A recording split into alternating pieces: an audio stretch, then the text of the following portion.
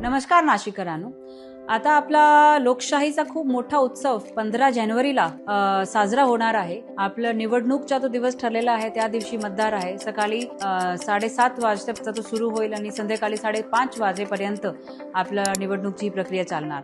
तर सर्वांसाठी माझा हा एकच मेसेज राहील की पुढे येऊन जास्तीत जास्त लोकांनी त्यांचं मतदान करावं, सो दॅट आपले जे लोकप्रतिनिधी आहे ते जबाबदारी घेऊन काम करतील आणि तुमचे मतांचा त्यांच्यावर एक खूप मोठा भार राहील.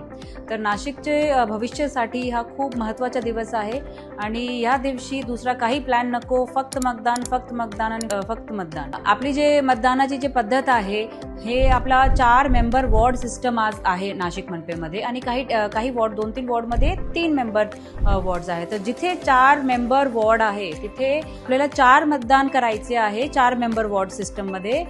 जे पांढरा जे आपला मतपत्रिका असेल त्याच्यावर एक आपला मेंबरला निवडायचे आहे, जे गुलाबी रंगाची असेल त्याच्यावर दुसरा, जे पिवळी असेल त्याच्यावर तिसरा आणि जे निळी असेल त्याच्यावर चौथा मेंबर. असे आपल्याला मत टाकून मग तुमची मतदान प्रक्रिया जी आहे ते पूर्ण होईल आणि तुमचा जे मत आहे तो वैध ठरेल.